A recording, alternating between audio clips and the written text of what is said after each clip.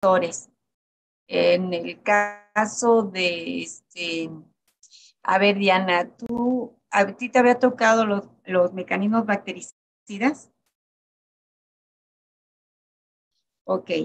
Ese sí, es nada más es que ese es uno de los temas que hemos abordado de forma general e incluyente en las diferentes presentaciones, incluso en la presentación anterior, en la clase anterior, antes de la presentación, pues fue uno de los temas que abordamos, ¿no? Y bueno, de los mecanismos bactericidas, lo que de macrófagos, lo que esperamos ver, por ejemplo, sería que se activan mecanismos como intermediarios de oxígeno, intermediarios de nitrógeno, el incremento de producción de enzimas que intervienen en diferentes procesos, bactericidas, otros procesos como la formación de autofagosomas, que son importantes y que se conoce ahora su papel importante como mecanismo no solamente en la homeostasis, sino también en los mecanismos bactericidas. Y bueno, eso era lo que tu tema, tu título decía que había que presentar. Y lo que presentaste más bien era como lo de presentación antigénica y procesamiento antigénico. ¿Tienen alguna duda de las preguntas que les hicieron las profesoras? Aparte de este tema que acabo de mencionar, Diana.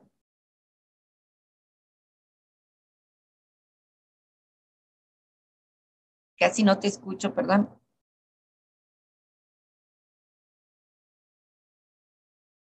Ok.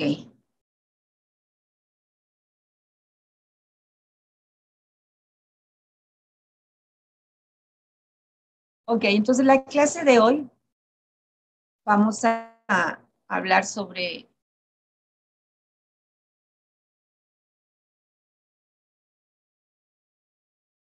la inmunología de la tuberculosis.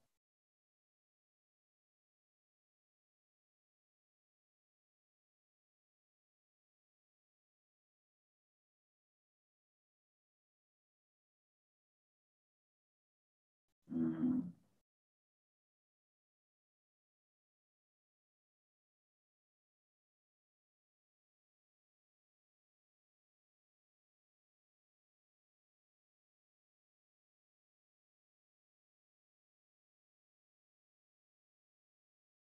Ok, ahorita sí ya están viendo la pantalla. Sí, ya. Ok,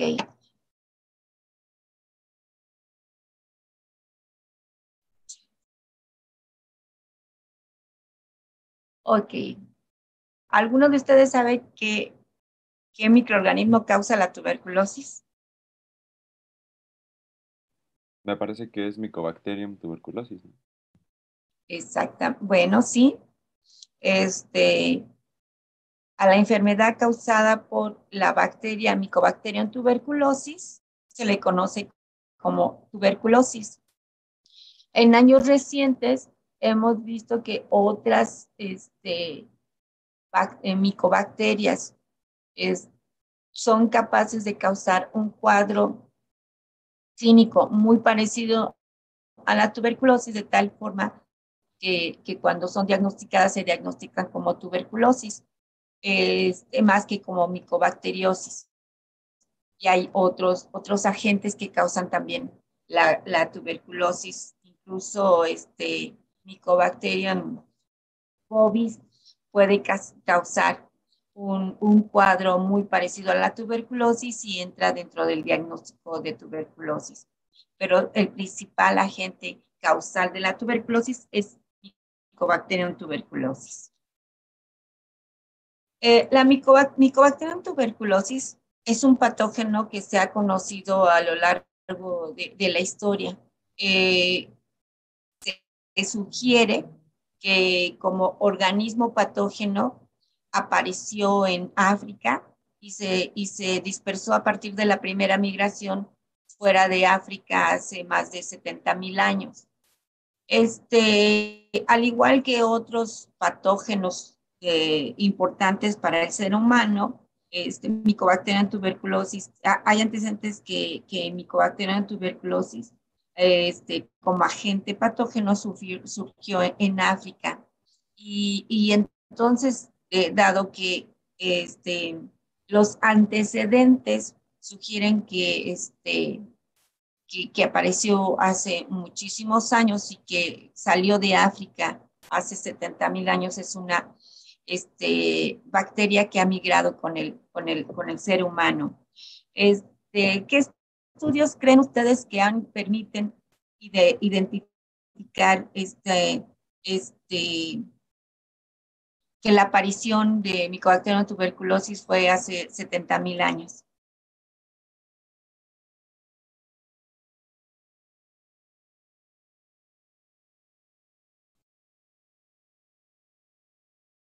Jimena, ¿qué estudios crees o cómo te imaginas que se puede hacer esta trazabilidad de la antigüedad de Mycobacterium tuberculosis como agente patógeno?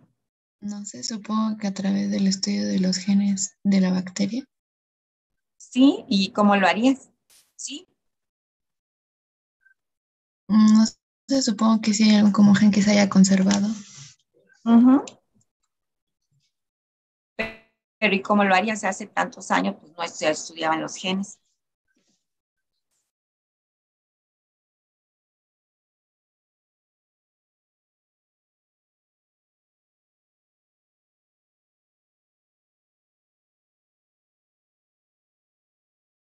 Por ejemplo, si les digo que hay evidencia de que Mycobacterium tuberculosis no fue traída por los españoles, ustedes no me preguntaran ni cómo lo sabemos. O sea, no fue traída por los españoles, sino que ya existía en América.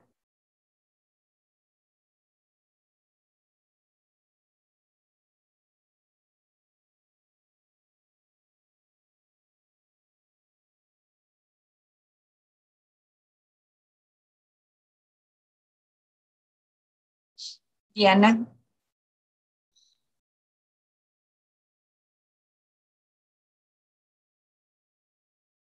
Guillermo. No, más allá de justo lo que decía Jimena, de la secuenciación, no se me ocurre algo más claro. Sí, pero ¿en dónde harías esas secuencias? ¿O cuál sería tu sustrato para hacer esas secuencias?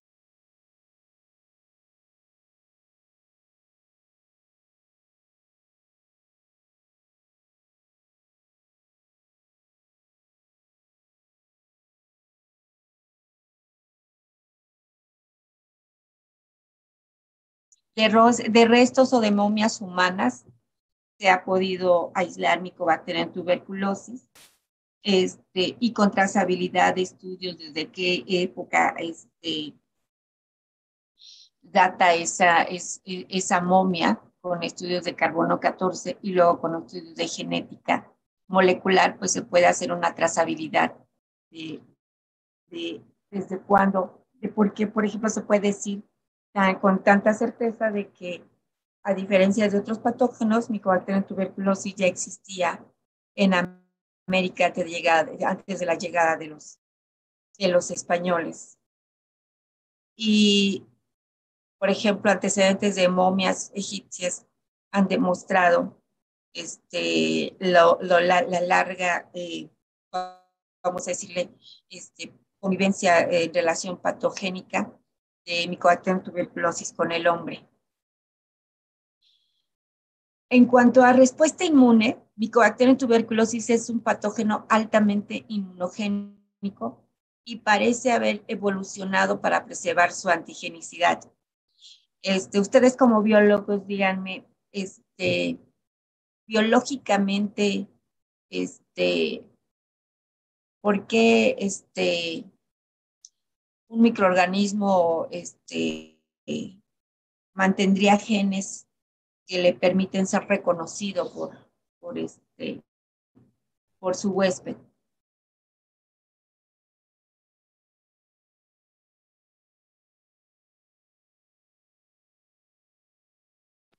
Quizá porque necesita justamente ¿Perdón? ser reconocido.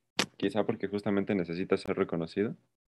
Exactamente, necesita ser reconocido, porque esa es su forma, esa es la relación biológica establecida con su huésped, el que sea reconocido. Esta imagen que ven aquí es una imagen del mapa genético de Mycobacterium tuberculosis de la cepa H37RB. Es una cepa de laboratorio muy estudiada. Pertenece a una cepa patogénica y es el genoma de Mycobacterium tuberculosis fue descrito en 1998.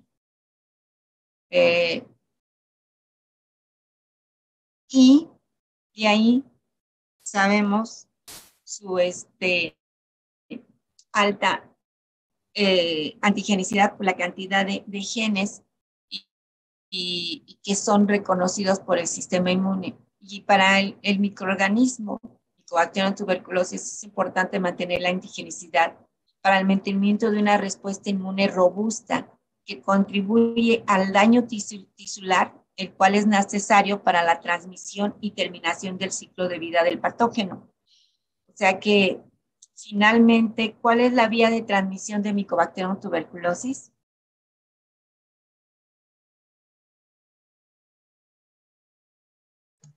Aérea, ¿no? Es por vía aérea. Entonces, de cierta forma, dentro de la relación huésped-parásito, la antigenicidad le permite a Mycobacterium tuberculosis mantener una respuesta inmune que le permite, como aquí se ve en la imagen, ser expulsado de un huésped para poder invadir a otros huéspedes, porque la transmisión de Mycobacterium tuberculosis es por transmisión directa de un individuo infectado a otro, y a otro individuo. Y es a través de pequeñas gotas que forman aerosoles, por la cual se transmite Mycobacterium tuberculosis.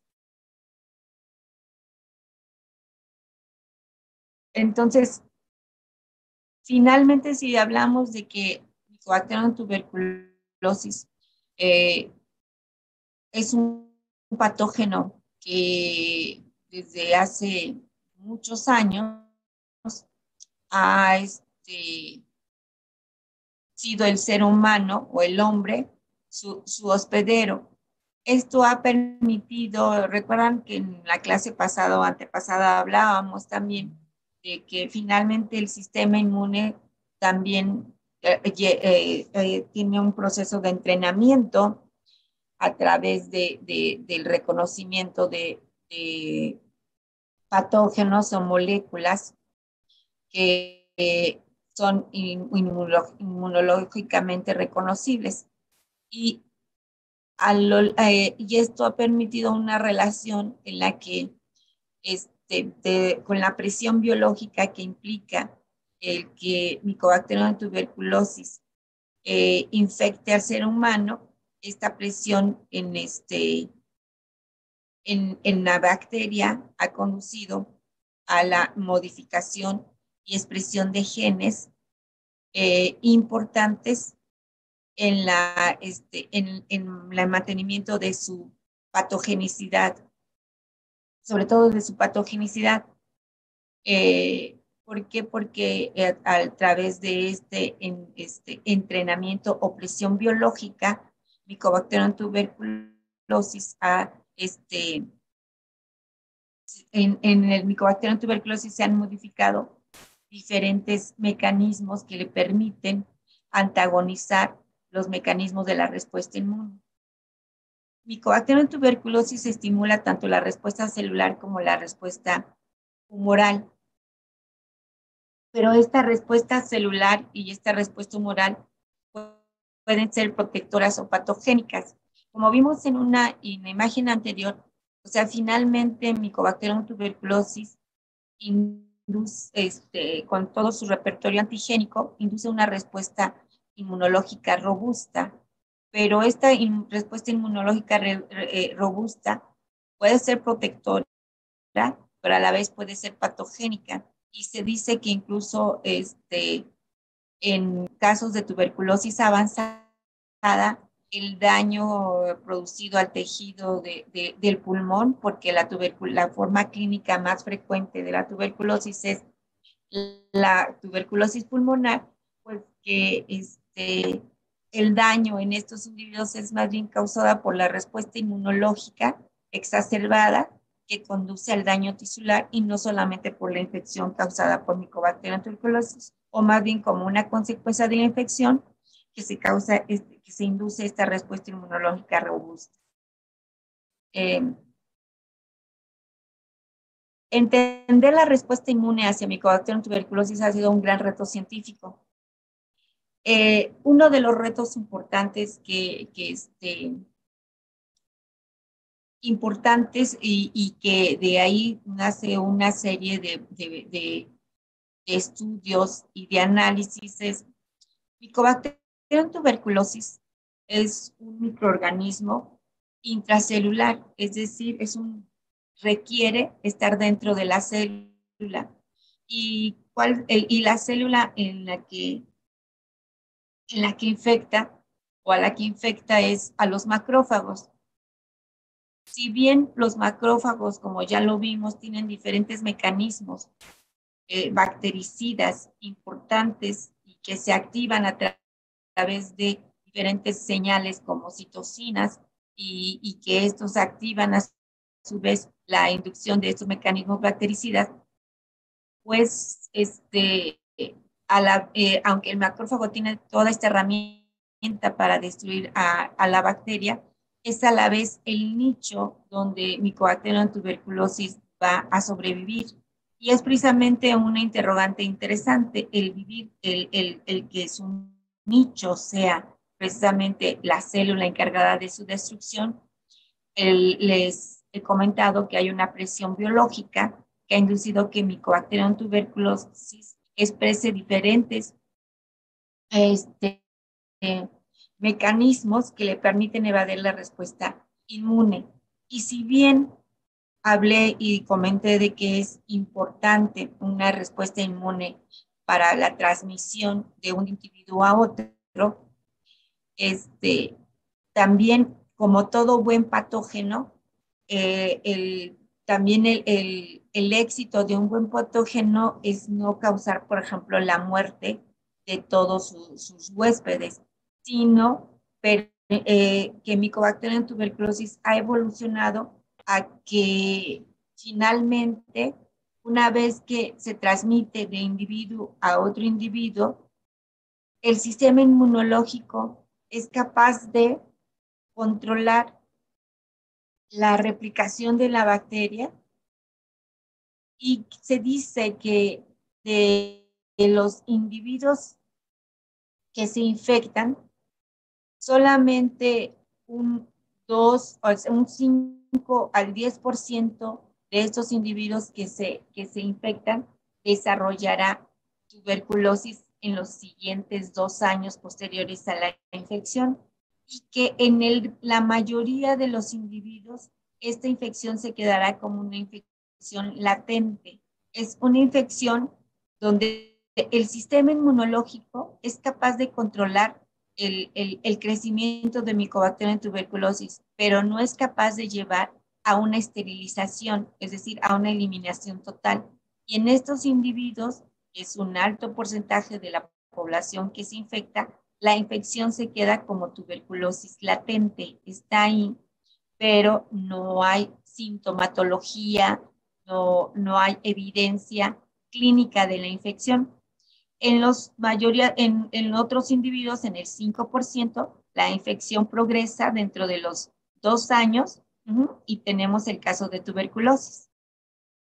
Tenemos individuos que después de este tiempo de tener la tuberculosis latente por un gran periodo, por un cambio de su sistema inmunológico o de su respuesta inmunológica, hay un proceso de reactivación, o sea, la Mycobacterium tuberculosis eh,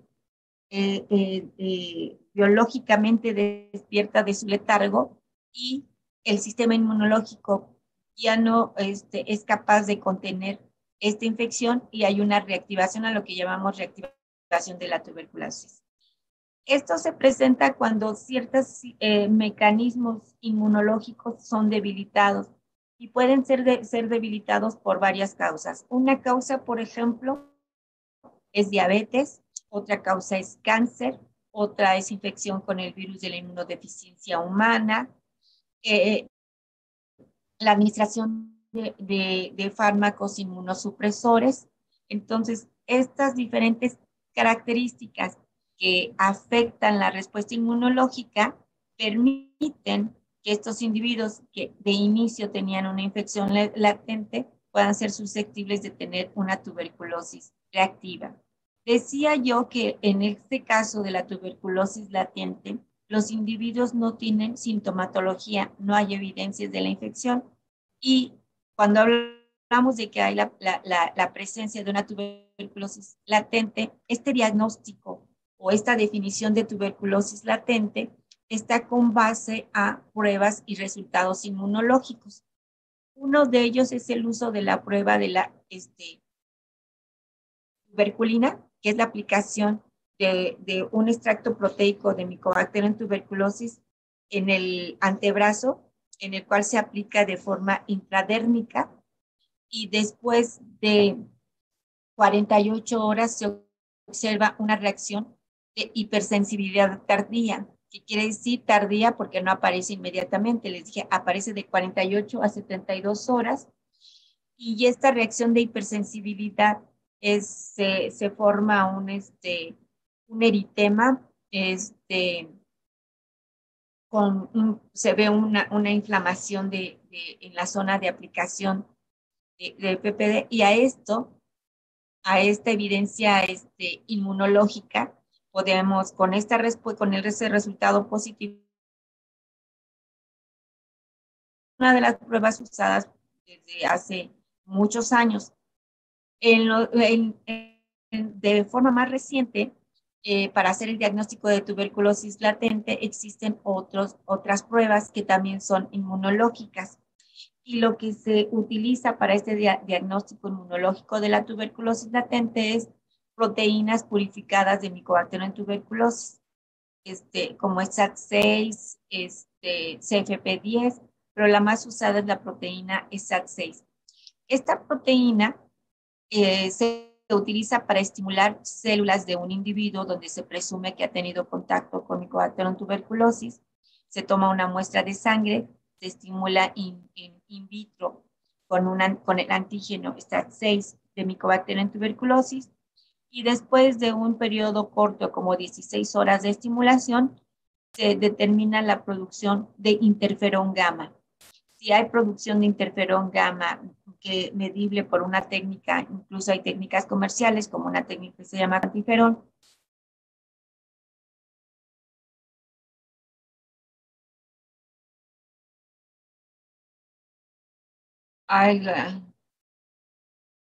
Ok, les apareció un anuncio ahorita de Zoom. Sí. Ok, pero todavía tenemos más tiempo, ¿no? Entendí.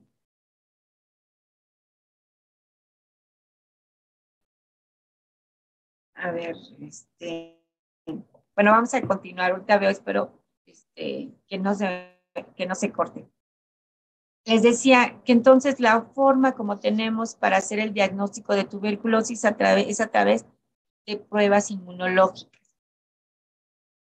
¿Y tienen alguna pregunta sobre esta tuberculosis latente que les estoy comentando?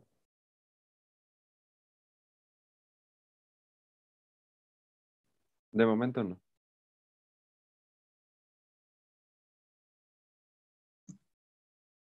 Creo que no. Ok. Entonces, como mencionaba, no todos los individuos que se infectan por Mycobacterium tuberculosis van a desarrollar la enfermedad. y que tenemos individuos que no van a tener ninguna evidencia clínica a lo largo de toda su vida. Pero por decir, esta línea o este intervalo entre tuberculosis latente y tuberculosis activa es un espectro. Este espectro está regulado por diferentes factores. Uno de ellos es la respuesta inmunológica. Y tenemos, por ejemplo, que aquí, como forma de diagrama, es que durante la tuberculosis activa tenemos un desbalance. Aquí esta P significa respuesta proinflamatoria y esta significa respuesta inmune antiinflamatoria. Entonces, lo que podemos tener es un desbalance, ya sea que hay una alta respuesta proinflamatoria. Bueno, recuerdan que les comentaba que incluso con la infección con Mycobacterium tuberculosis se induce una respuesta inmunológica muy robusta del tipo proinflamatoria, pero esta respuesta, cuando no es balanceada, lo que tenemos es se causa un daño tisular que exacerba las condiciones de enfermedad en estos individuos, o tenemos un desbalance de la respuesta inmunológica hacia una respuesta antiinflamatoria. En estos casos, vemos que en estos individuos no se lleva a cabo la eliminación de la micobacteria, sino lo que llegamos es a unas condiciones en donde Mycobacterium tuberculosis se replica. De cierta forma, les había mencionado que la forma clínica más común de la tuberculosis es la tuberculosis pulmonar, que es menos común las tuberculosis extrapulmonares y son más frecuentes en individuos con algún factor de riesgo desde el punto de vista inmunológico. Y dentro del espectro de tuberculosis latente, de no tener cuadro clínico, a tener una tuberculosis fulminante, ¿sí? Es donde tenemos una diseminación de la infección por Mycobacterium tuberculosis en diferentes órganos. Y pues bueno, no, desde el punto de vista bacteriológico, en el caso de individuos con TB latente, tendremos a individuos que pueden controlar la infección y que cuando hablamos de la bacteria, en el estado de la bacteria durante la tuberculosis latente, podemos hablar que está en un estado en inglés se dice dormant, o sea que está en un estado de apagamiento metabólico. Cuando hablamos del individuo, hablamos de tuberculosis latente porque no hay datos clínicos. Cuando hablamos de la bacteria, es que la bacteria está en un estado de dormancia.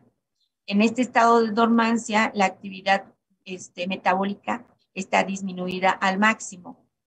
Pero cuando hay un desbalance de la respuesta inmunológica, como lo vimos en el extremo de la tuberculosis activa, pues bueno, también hay una mayor replicación de la bacteria. En un estado de balance inflamatorio, tenemos un balance de la respuesta proinflamatoria y antiinflamatoria que coincide con el caso de los individuos que tienen tuberculosis latente. Cuando hay un desbalance de esta respuesta inmunológica, hay un riesgo a la progresión de la infección. Entonces, de esta diapositiva, si en la diapositiva anterior les presenté que una de las condiciones y los retos de estudio inmunológico de la tuberculosis es el estudio de la tuberculosis latente, la existencia de esta tuberculosis latente, en esta diapositiva es que no es un estado ¿cómo se llama? De latente a activo, que sea como un suceso inmediato, sino es un espectro, y que en este espectro juegan diferentes un papel muy importante la respuesta inmunológica. Y el balance de esta respuesta inmunológica es importante para el control de la infección. ¿Tienen alguna pregunta aquí? No, todo claro. Ahora, ya lo mencioné en la diapositiva antepasada, pero nuevamente, o creo que no sé si no fui tan clara, pero de los individuos que se infectan, más o menos el 90% de estos individuos son los que logran contener la infección de forma efectiva.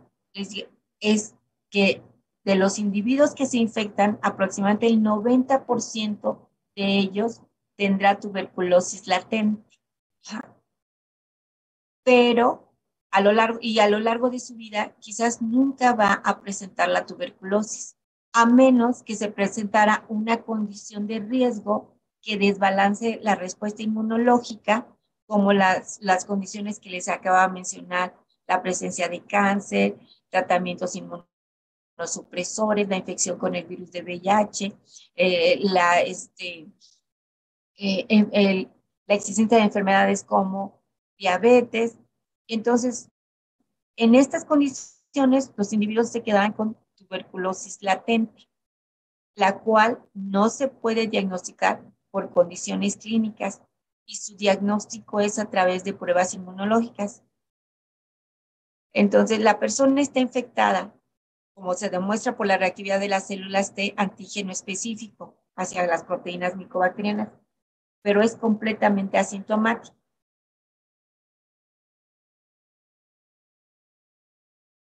Aquí está esta es la prueba de la tuberculina. Entonces, lo que se aplica es un extracto proteico de micobacterias diseñado específicamente para este tipo de prueba, que es la prueba intradérmica de la tuberculina. Y después de 48 a 72 horas vamos a ver esta induración. Y aquí lo que están viendo es, se mide con una regleta el diámetro de esta induración. Cuando este diámetro rebasa los 10 milímetros, se dice que es una prueba, es un resultado positivo. Les comentaba que la prueba intradérmica es la prueba que se ha utilizado por muchos años. Lo que se está evaluando es una respuesta celular de hipersensibilidad tardía, pero como también representa desde el punto de vista diagnóstico ciertas limitantes, como por ejemplo se requiere que el, el individuo paciente acuda por lo menos 2 veces a la clínica o lugar donde se aplicó la prueba intradérmica, el día de la aplicación y el día de la lectura. Las recomendaciones de que no se talle, no se provoque, que por abrasión se maximice la respuesta. Y además también la inespecificidad del reactivo, porque es un extracto proteico. Entonces, por eso se han hecho pruebas y ahora las pruebas que ustedes conocerán y oirán se llaman pruebas de IGRA. IGRA quiere decir un ensayo de liberación de interferón gamma. Y entonces en estas pruebas lo que se hace, como les comentaba, se estimula células de sangre periférica y con antígenos de Mycobacterium tuberculosis. El antígeno más utilizado es la proteína SAT6. Esta proteína SAT6 estimula al sistema inmunológico, o sea, la célula presentadora de antígeno hace el trabajo que ya hemos comentado. Aquí es un diagrama muy sencillo. Procesa la proteína, la presenta a las células T, que si ya tenían la previa estimulación con el previo contacto con este antígeno, al ser presentado in vitro nuevamente, entonces esta célula va a producir interferón gamma de forma específica a este estímulo. Si no había una reconocimiento de esta proteína por este individuo, pues la concentración de interferón gamma va a ser muy baja o nula en este ensayo. Y aquí lo que vamos a ver es la cuantificación de interferón gamma por métodos inmunológicos.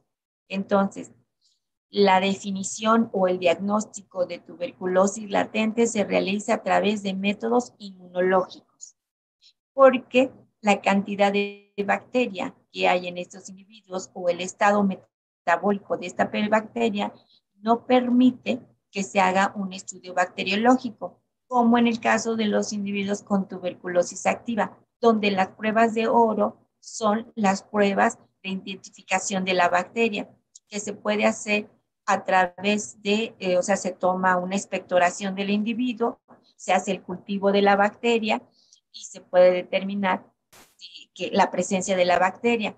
También hay métodos moleculares en los cuales no es necesario esperar a que la micobacteria crezca en el laboratorio, porque Mycobacterium tuberculosis es una micobacteria de crecimiento lento.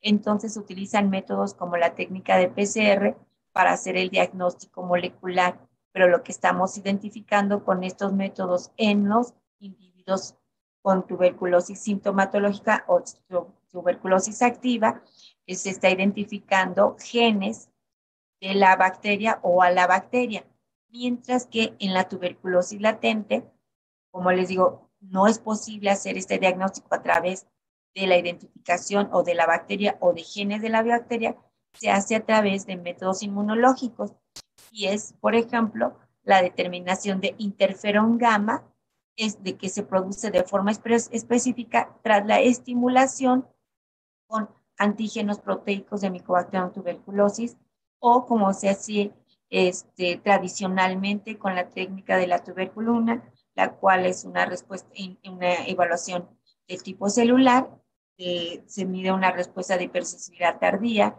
de 48 a 72 horas.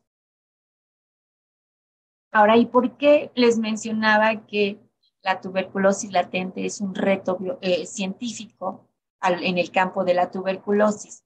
Porque aunque los individuos con TB latente desarrollan una respuesta inmune protectora, esta respuesta no erradica completamente a la bacteria o por lo menos no en la mayoría de los individuos. Entonces, Mycobacterium tuberculosis se adapta en un estado clínicamente silencioso. Pero en este estado, Mycobacterium tuberculosis puede ser reactivado. Entonces, como les digo, desde el punto de vista biológico, Mycobacterium tuberculosis es un patógeno muy exitoso porque no causa enfermedad grave en la mayoría de los individuos que se infectan y ha evolucionado de tal forma que una vez que ingresa al huésped, entra en un estado de dormancia y que le permite estar dentro de este huésped sin ser reconocido, pero cuando algunas condiciones de la respuesta inmunológica y el balance inmunológico entre la respuesta inmune y el crecimiento o el metabolismo de Mycobacterium tuberculosis se rompe, entonces hay progresión de la enfermedad y esto es lo que es problemático, porque comentamos que el 90% de los individuos desarrollan tuberculosis latente. Entonces, los individuos con tuberculosis latente son un nicho enorme para nuevos casos de tuberculosis. De ahí la importancia del estudio de la tuberculosis latente. ¿Queda claro aquí? Sí. Entonces, también ya había mencionado que los individuos con infección latente tienen un 5 a 10% de riesgo de reactivación y presentar tuberculosis activa. Y que este riesgo se incrementa en personas con enfermedades autoinmunes, infección por VIH, diabetes, tratamientos inmunosupresores y cáncer. ¿Recuerdan de la clase anterior, por ejemplo, cuando hablaba de cómo se identificó, por ejemplo, que el TNF, porque recuerdan que les hablaba de las citocinas que juegan diferentes mecanismos reguladores. Y les hablé, por ejemplo, del TNF, cómo se había llegado a la conclusión de que TNF es importante para la regulación de tuberculosis. Jimena.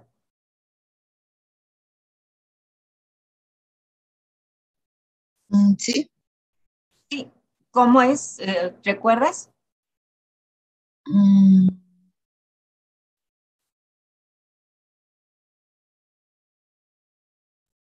pero pues siguiendo la imagen, vemos que tenemos el macrófago que No, no tiene reconoce. nada, no tiene nada que ver con esta imagen. Les preguntaba de la clase pasada.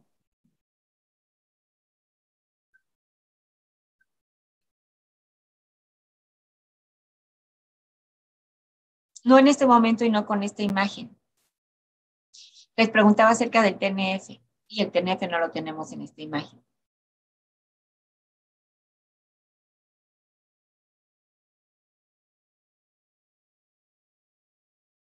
Diana.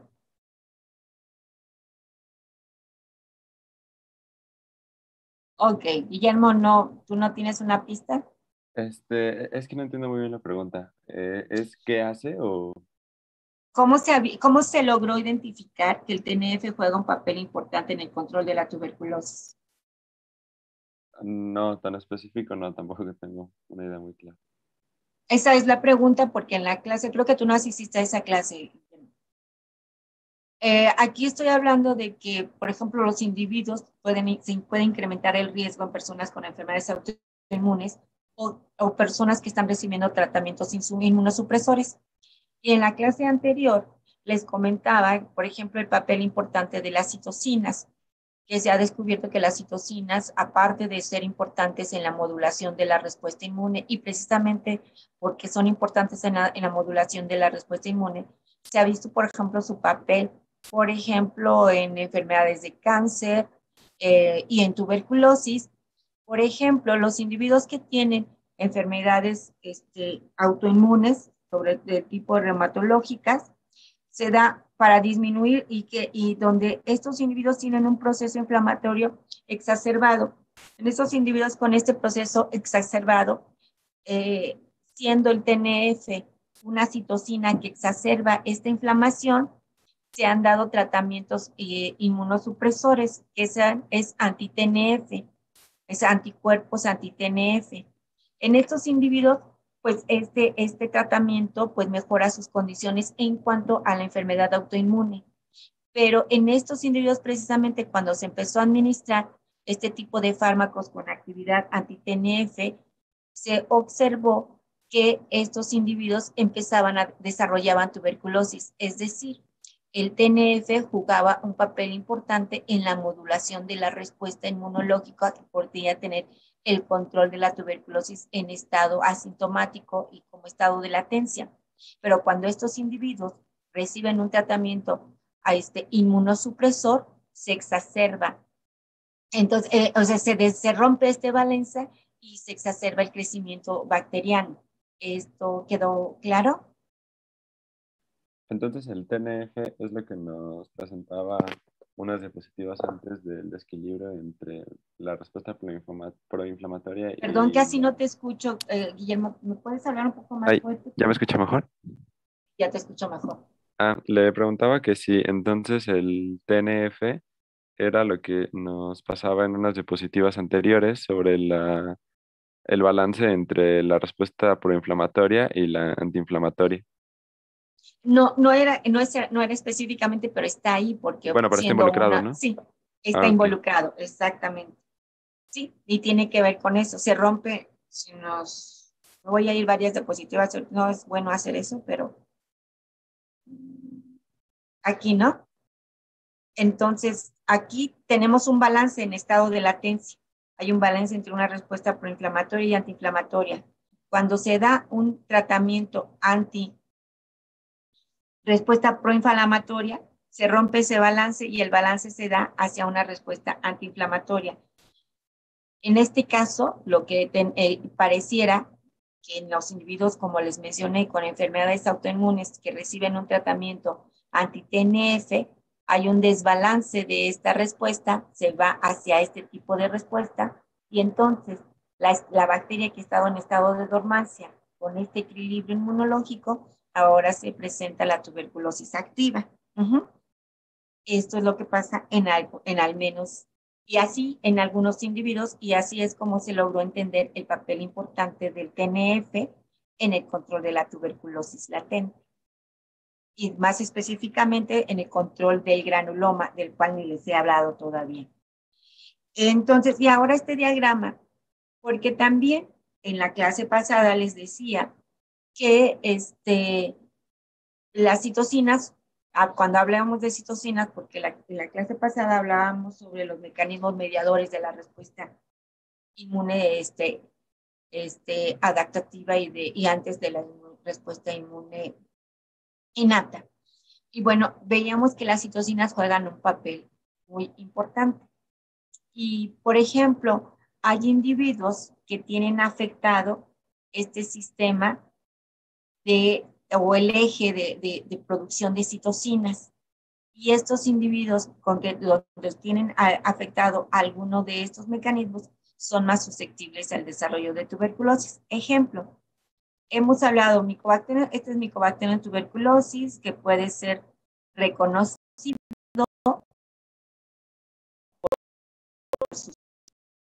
un patrón o un receptor que reconoce PAMS. Puede ser un TLR. Una vez que entra a un macrófago, este macrófago procesa a este microorganismo hasta que es presentado en el contexto. Aquí vamos a hablar de clase 2, en un contexto de clase 2, para presentar, a ver, permítanme, porque me estoy confundiendo con esta diapositiva. Bueno, aquí no es presentación, perdón. Va a presentar antígeno y esta presentación de antígeno echa a andar toda la secuencia de producción de citocinas. Entonces, ¿para qué echa a andar toda esta producción de citocinas? Lo echa a andar a través de la interacción con la célula T. Aquí, como dije, ya me estaba aquí desviando aquí con esto, con la presentación antigénica, pero esto no está mostrado aquí, pero ustedes ya saben que esto ocurre. Y cuando ocurre esta presentación, se activa al linfocito T.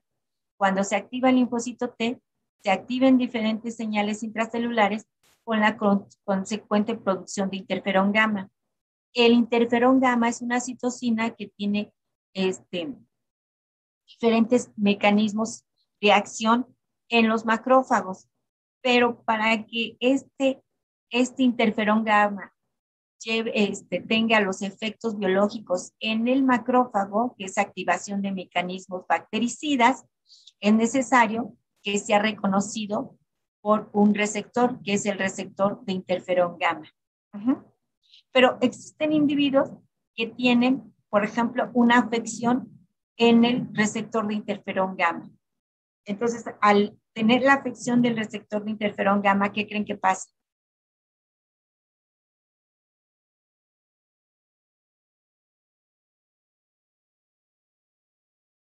Diana, ¿qué crees que pasa?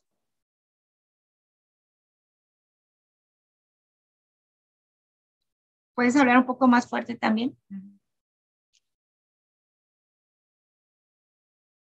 Ay, no te escuché.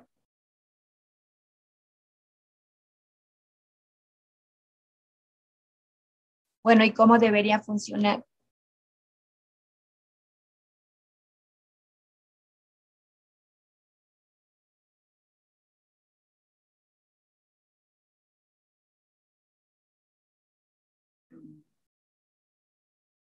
Sí, sí, pero me contesta, la respuesta que me estás dando, sí, es cierto, ya no se da el proceso, pero pues, ¿cuál es el proceso que no se da, Diana?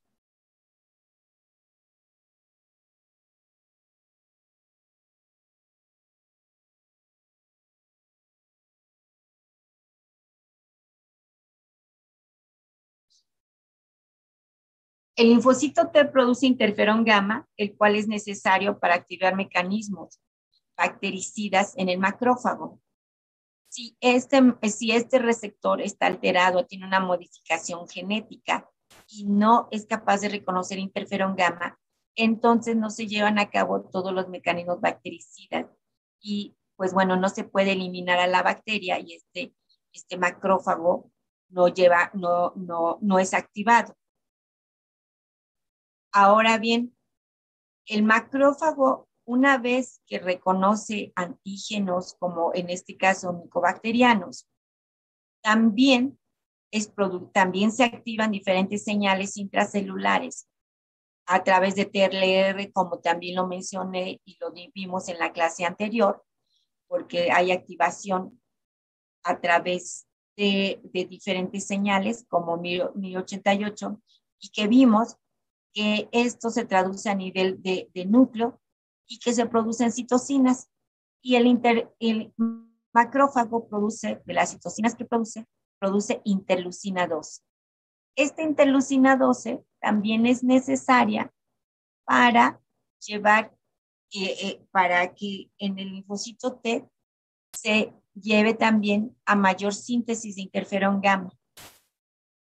Si se produce interleucina 12, pero el receptor de interleucina 12 está alterado, pues tampoco se llega a completar el ciclo porque no se produce más interferón gamma. Y entonces, en los años, a fines de los 90, se identificaron a pequeños grupos de individuos que tienen alterados el receptor de interferón gamma o una de las cadenas del receptor de interleucina 12.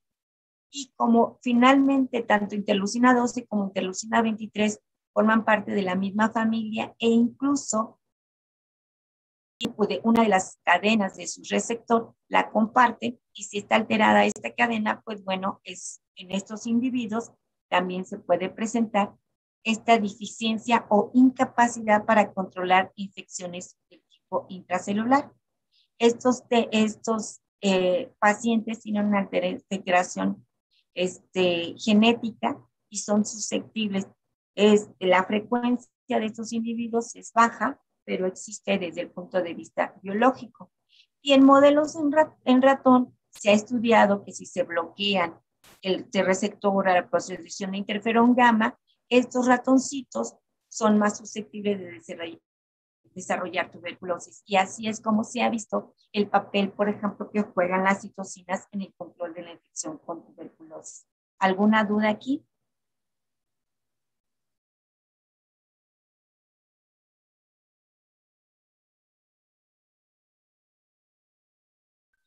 No, todo claro. ¿No? Ok.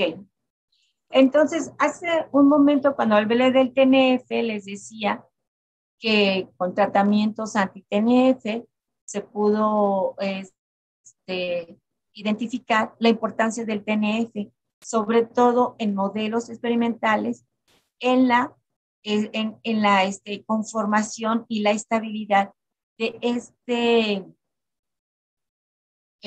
¿cómo decirle?, conjunto de células a la que se le llama granuloma y que se forma durante la infección con tuberculosis. De hecho, en las radiografías, cuando es tuberculosis pulmonar y se toma una radiografía de tórax, lo que se busca en la evidencia es la presencia de estos granulomas. La constitución de estos granulomas es inicialmente por una célula fagocítica que fagocita Mycobacterium tuberculosis y que atrae al sitio de lesión a diferentes tipos celulares que involucran a más neutrófilos que llegan a más macrófagos y neutrófilos que llegan al sitio de lesión y en la periferia de este órgano llegan a encontrarse linfocitos de los diferentes grupos también que ya conocimos en clases anteriores. Y bueno, de este estado de latencia caracterizada por un granuloma con esta composición, cuando hay un desequilibrio inmunológico y en modelos en ratones se ilustró, así como después de la evidencia de tratamientos inmunosupresores con anti-TNF en modelos murinos, suprimiendo TNF o con ratones knockout para TNF, pues como esta organización del granuloma cambia en la tuberculosis activa, Mycobacterium tuberculosis empieza a replicar y hay, por ejemplo, otro tipo de llegada de linfocitos, más llegada de linfocitos, de células de macrófagos, pero y destrucción, y hay mayor destrucción celular.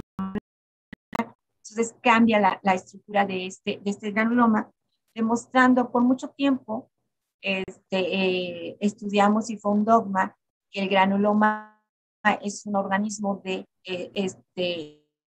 se conforma para, o sea, una estructura más que organismo, una estructura que se conforma para controlar la diseminación de la infección. Pero también en otros estudios recientes, también, pues finalmente, así como el granuloma es la estructura que contiene la infección, también el granuloma en este estado de tuberculosis activa, donde tiene una conformación muy diferente, pues es precisamente también la estructura que permite la diseminación de la tuberculosis. Y pues ven, en tuberculosis tenemos siempre las dos, o sea, como los dos lados de la moneda. Es necesaria una respuesta inflamatoria que permite controlar la infección, pero el exceso de esta respuesta inflamatoria causa daño y una desestabilización de la estructura, por ejemplo, en este caso del granuloma. Y como les mencionaba, en el caso de la tuberculosis, es un espectro, y viéndolo aquí como un espectro de luz. Pues bueno, el caso de cuando hay tuberculosis activa, estamos viendo desde el punto de vista inmunológico y del estado clínico, la punta de esta relación agente infeccioso y respuesta inmunológica. ¿Qué pasa en toda esta parte? Son los temas de interés y de estudio en tuberculosis.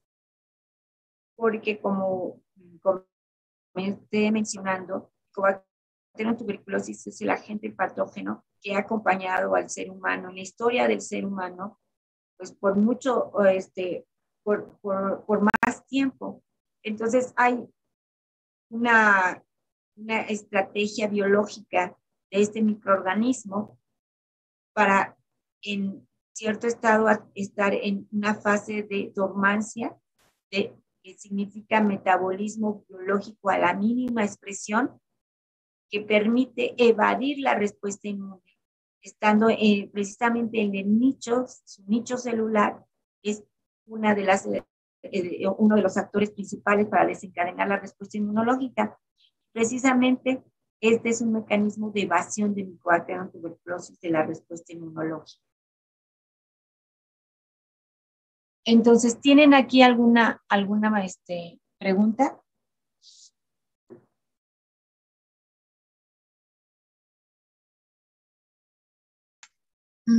Creo que yo, o sea, ¿cómo definiríamos al granuloma? El granuloma es una estructura que se forma como célula inicial, es un macrófago infectado que ante esta infección, como les decía, las citocinas son un mecanismo de comunicación entre células, se producen citocinas y acuden al sitio de infección células como más macrófagos y neutrófilos. Y así es como se empieza a formar esta estructura donde hay un reclutamiento de monocitos al sitio de infección, los cuales fagocitan a las bacterias. Otros macrófagos y otras células inmunes van rodeando esta célula de inicio infectada y es como se va formando este granuloma. Este granuloma, de cierta forma, también se forma por las características biológicas de Mycobacterium tuberculosis. Cuando inicié hablando, pues, como el tema es un poco tuberculosis y respuesta inmune, me salto a veces muchas de las partes importantes de Mycobacteria. Sí les mencioné que Mycobacteria es una micobacteria de crecimiento muy lento. No es, por ejemplo, como otras bacterias como E. coli, que crece en términos de horas, mientras que Mycobacterium tuberculosis se replica entre 24 y 48 horas. Su tiempo de replicación es muy largo. Sus características de tinción, no, ¿alguno sabe alguna característica de tinción de Mycobacterium tuberculosis o ha escuchado?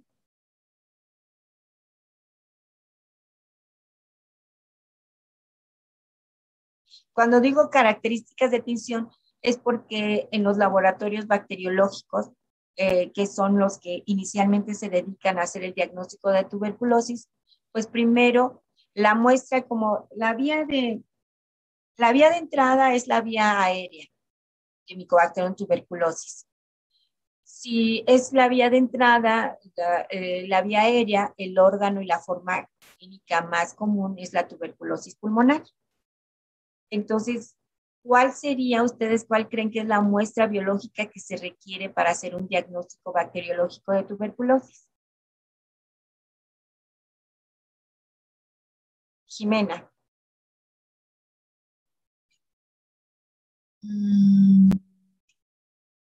¿De saliva o de mucosa? Sí, lo que pasa es que la saliva, pues nada más, o sea, no tendría la bacteria, porque la bacteria está en el pulmón. Pero si es una muestra, o sea, decimos esputo, o sea, tiene que ser una muestra más allá de la saliva, o sea, eh, este, que no es precisamente la saliva. Bueno, en una muestra de esputo. Entonces, cuando se tienen las muestras biológicas, por ejemplo, en este caso que es una muestra de esputo, pues bueno, tiene que ser una muestra de buena calidad, porque si es pura saliva, pues lo más probable es que no encontremos bacteria. Un paciente, ¿cuál es el cuadro clínico de un paciente con tuberculosis? ¿Ustedes saben?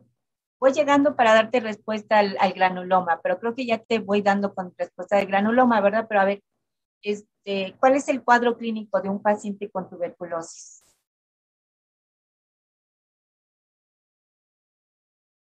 Si la forma clínica más común es el pulmón, ¿cuál creen que sería la sintomatología de un paciente con tuberculosis? Tos, Tos, ajá. fiebre, no sé.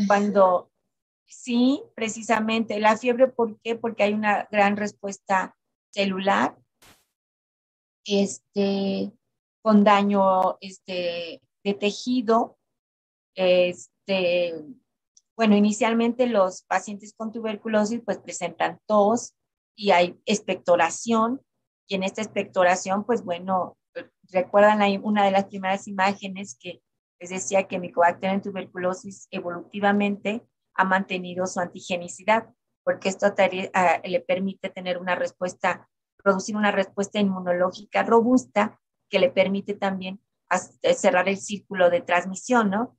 Porque entonces al producir daño también celular, pues se induce la expectoración del individuo, o sea, la tos, para seguir con la continuación, la cadena de transmisión.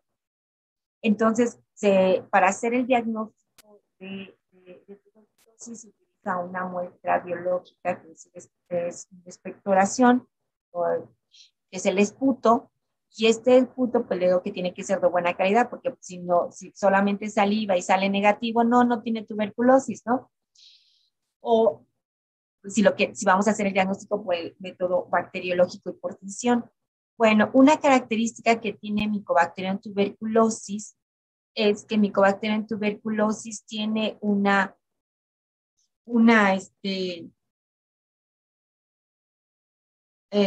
membrana muy rica en lípidos, un contenido muy alto de lípidos que lo hace muy resistente a diferentes agentes. Y, por ejemplo, Mycobacterium tuberculosis, para evidenciar y su presencia por métodos colorimétricos, pues se utiliza precisamente esta característica que tiene tener una composición muy rica de lípidos, lo hace también muy resistente, por ejemplo, a decoloraciones con alcohol. De hecho, una de sus características es ácido alcohol resistente y se hace una tinción específica donde se utiliza alcohol, donde se sabe que pues, no se va a desteñir o no va a desprenderse el colorante utilizado, porque es precisamente una de las características de Mycobacterium tuberculosis.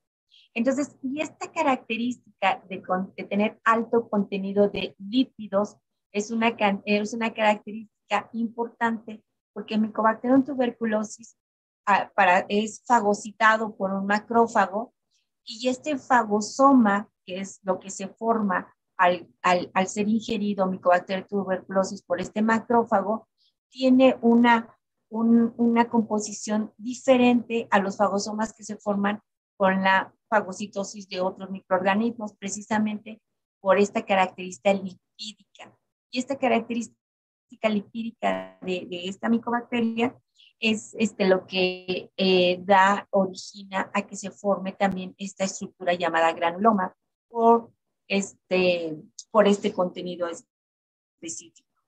También se pensaba que los granulomas por ser una estructura para contener la infección, pero sin embargo, por ejemplo, en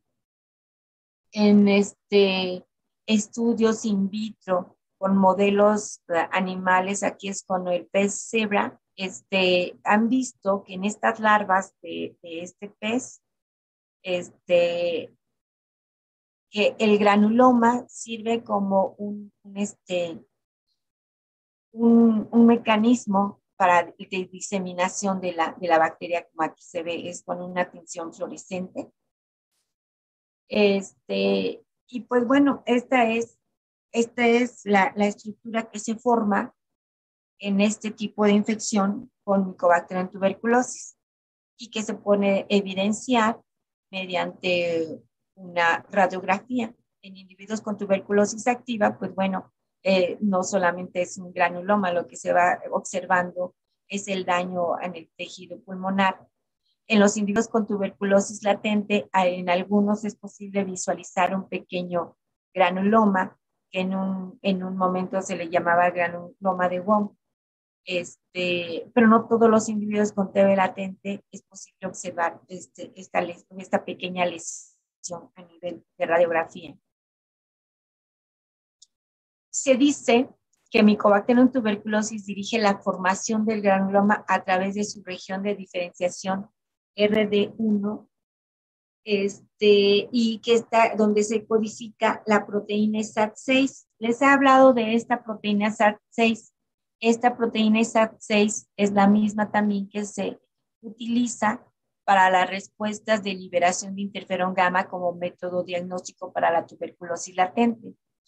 Pero precisamente como les decía, tanto el contenido de lípidos como las diferentes moléculas y proteínas que expresan Mycobacterium tuberculosis dirigen o orientan hacia esta formación de este granuloma. Por lo tanto, como les decía, la constitución de Mycobacterium tuberculosis de cierta forma dirige y es quien da inicio a esta formación del granuloma.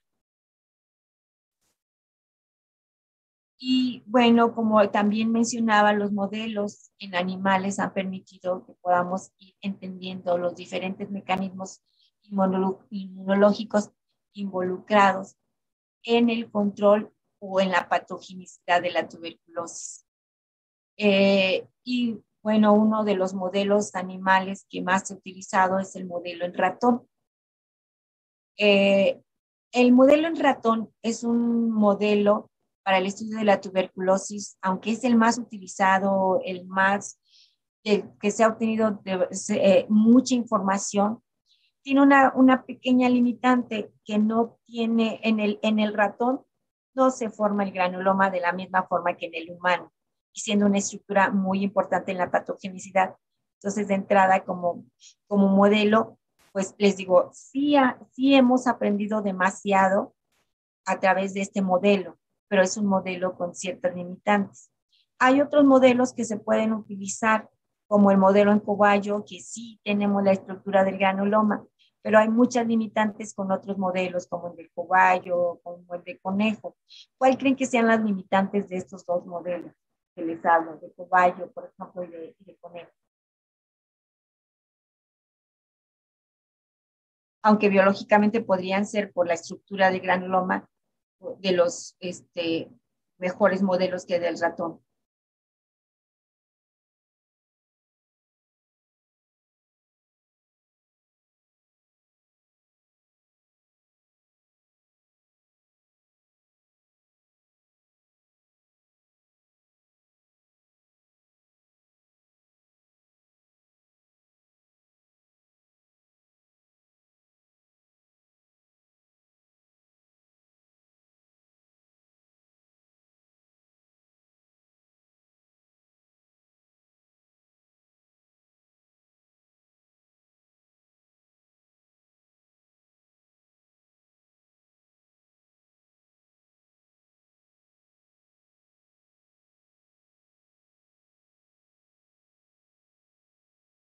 Bueno, no tengo ninguna respuesta.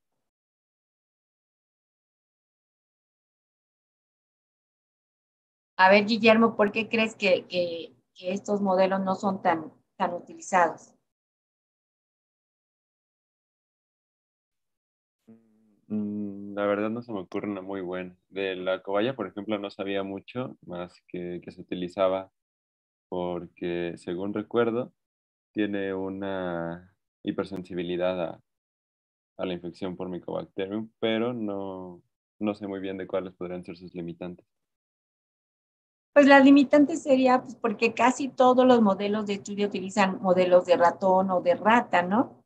Entonces, una de las limitantes son los insumos para el estudio inmunológico. No tenemos tantos reactivos, tantos anticuerpos. Y como es también un cuesta arriba y de cierta forma, aunque le digo, sí tenemos el limitante, no tenemos la misma respuesta que podríamos tener como la formación de un granuloma que si se ve en cobayo o en conejo, pero sí el modelo en ratón sí es un modelo útil porque ha permitido estudiar diferentes los mecanismos relevantes como las citocinas, las interacciones celulares y muchos de estos mecanismos y se cuenta con una vasta cantidad de insumos para este tipo de investigación. Y por eso estos modelos en ratón han permitido el avance del estudio de la respuesta inmune. Entonces, como ya lo decía, tanto en la formación del fagosoma, del granuloma, del fagosoma, pues la primera línea de defensa, aunque bueno, también tenemos células epiteliales, pero desde el punto de vista como actor inmunológico, el macrófago es la primera línea de defensa del reconocimiento de Mycobacterium tuberculosis.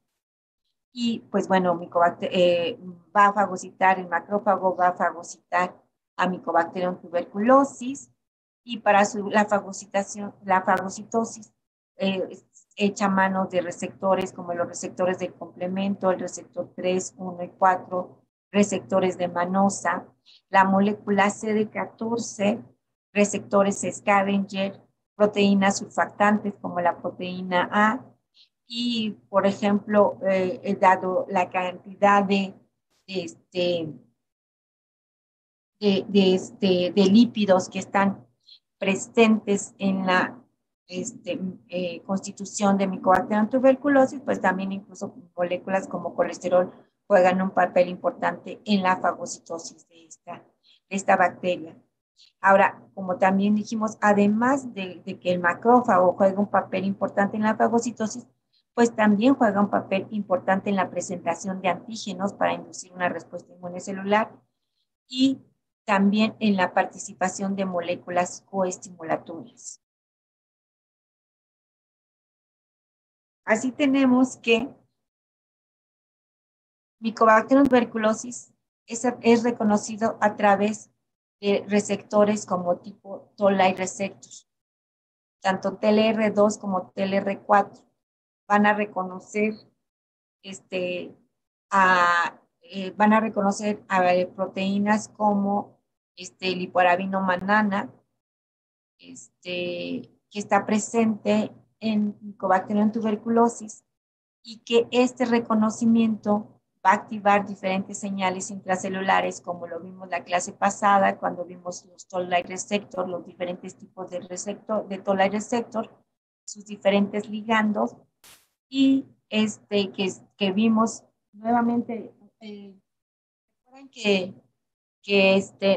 yo les he mencionado varias veces que la respuesta y el reconocimiento de estos receptores PRRs como Toll-like receptor tienen un reconocimiento que va hacia patrones moleculares expresados en patógenos, y que este reconocimiento no es específico de especie, pero es reconocimiento específico en cuanto a el ligando a los ligandos que van a reconocer. Este punto les queda claro porque justo creo que hubo alguna respuesta o algo en la sesión anterior. O sea, sí hemos hablado de que no es tan específica la respuesta de el reconocimiento de estos PRRs como el reconocimiento del BCR o del TCR. Ese es un conocimiento altamente específico. Este reconocimiento lo llamamos que es inespecífico porque no es específico por ejemplo, a un patógeno específico, sino es a un patrón molecular. Entonces, de ese lado hay cierto grado de especificidad, pero no de la especificidad que se habla en la respuesta o en el reconocimiento de TCR y de BCR. ¿Queda claro o ahora sí los confundí? No, sí queda claro. Ok. Sí, queda claro. Y pues bueno, después, ¿sí? Después de este reconocimiento, se echan a andar diferentes señales que conducen a la producción de citocinas. Estas citocinas, ven, por ejemplo, aquí está interleucina 12, TNF, interleucina 1 beta, y aquí, por ejemplo, es óxido nítrico. El óxido nítrico es una molécula importante que tiene acción bactericida, que es producida tras el reconocimiento de antígenos micobacterianos. Este mecanismo de producción de óxido nítrico es un mecanismo eficiente en humanos. En ratón no se ha demostrado y no es tan eficiente. Esta imagen ya se las he presentado varias veces, pero es porque en la respuesta inmune hacia Mycobacterium tuberculosis, al igual que hacia otros patógenos, pues un papel crucial es el reconocimiento del patógeno a través de PRRs, que esto es procesado y reconocido por células dendríticas o por macrófagos para presentar y activar a células T, y esta activación de células T va a conducir a producción de citocinas y dependiendo del microambiente de citocinas, hay una diferenciación hacia TH1 y TH2 que a la vez se mantienen o se sostienen por la producción de este mismo microambiente que también lo vimos en la clase pasada. Y pues bueno, aquí es lo que les venía mencionando acerca de cómo los primeros hallazgos del papel de las citocinas en el control de tuberculosis, y específicamente en el caso del TNF, que se vio como en una terapia contra artritis reumatoide, se vio que, por ejemplo, cuando hay una respuesta exacerbada de una respuesta tipo inflamatoria, pues bueno, hay mucho daño, y por eso es que se trata de nivelar y hacer este balance de la respuesta inmunológica.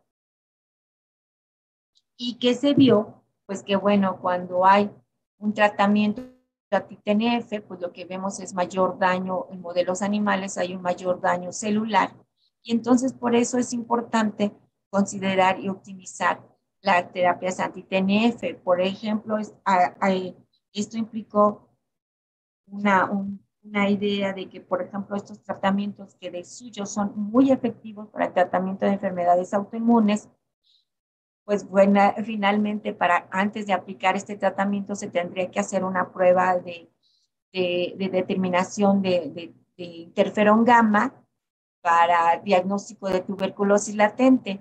Si existe tuberculosis latente, pues bueno, en estos individuos no estaría recomendado administrar este tipo de fármacos. E incluso había hace años incluso una, una normatividad, pero no llegó a ser como creo que toda una norma, porque incluso se recomendaba que en individuos que vivieran en una zona endémica de tuberculosis, pues ante este riesgo de desarrollar tuberculosis se tratarán de utilizar otras terapias que tuvieran un efecto en el control de la enfermedad autoinmune, pero que no tuvieran el efecto secundario de activar la respuesta, la activación de la tuberculosis. Aquí también les había comentado que también en modelos, y precisamente en modelos animales, se vio la importancia por ejemplo, del interferón gamma. Aquí tenemos en un individuo wild type, o sea, silvestre, se infecta con Mycobacterium tuberculosis y se ve el tejido, hacen cortes para ver tejidos a diferentes tiempos a nivel de pulmón. En este momento no me acuerdo si solamente es a nivel de pulmón, porque también hacen a nivel de vaso. Y bueno, y tienen a un ratón del cual se ha eliminado el interferón gamma, el gen del interferón gamma, es negativo para interferón gamma. Y vemos cómo en comparación de cómo se ve el tejido en el animal que es silvestre, que tiene su gen de interferón gamma intacto, pues bueno, la lesión está controlada, no así en este ratoncito que es knockout para interferón gamma.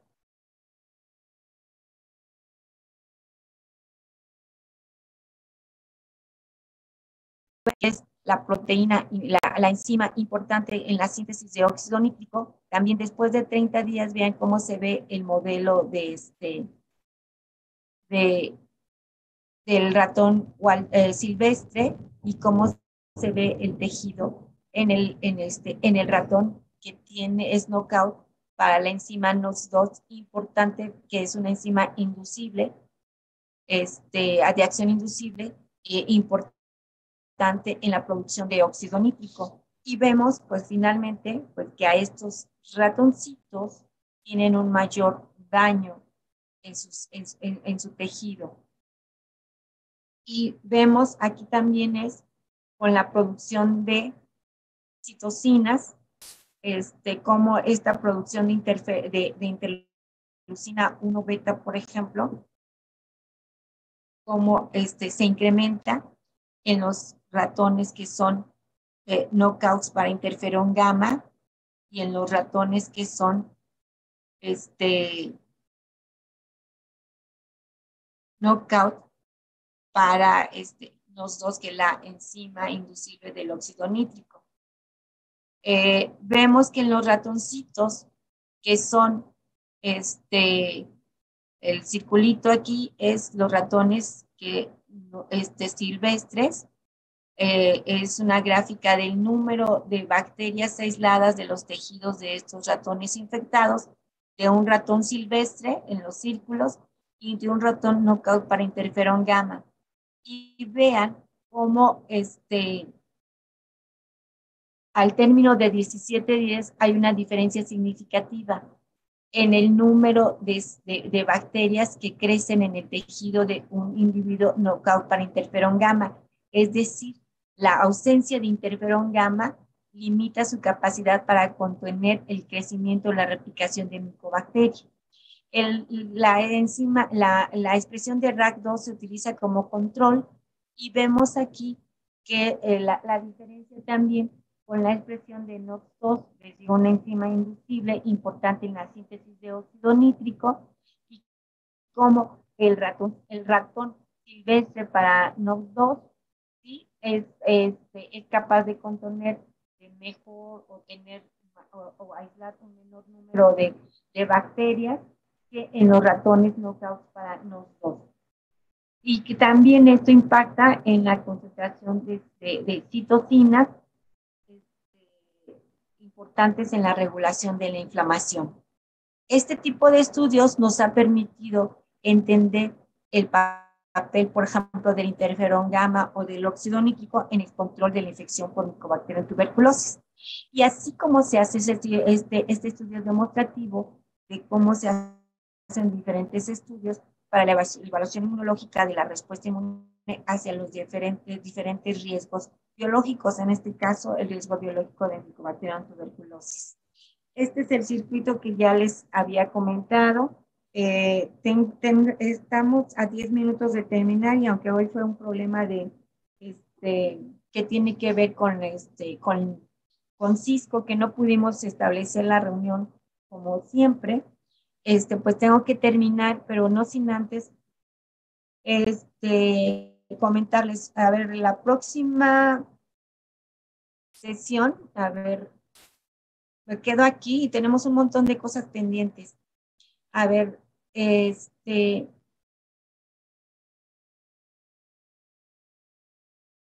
la próxima clase, a ver, ¿cuándo es el examen, chicos?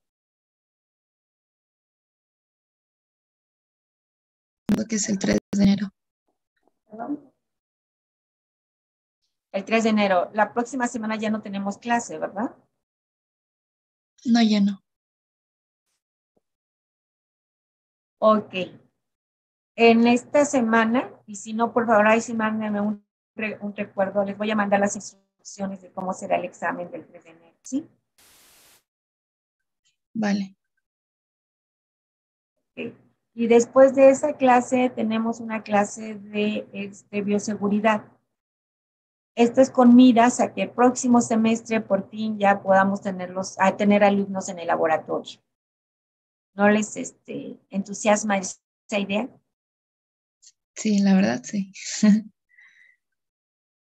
Bueno, porque por eso es que la última clase es importante porque tengo que darles nociones de bioseguridad, porque aunque no trabajamos con cepas virulentas de Mycobacterium tuberculosis en el laboratorio, pues bueno, tenemos que saber cuáles son los cuidados en el manejo de un agente biológico como es Mycobacterium tuberculosis. Y sobre todo cómo se deben de manejar dentro de un laboratorio.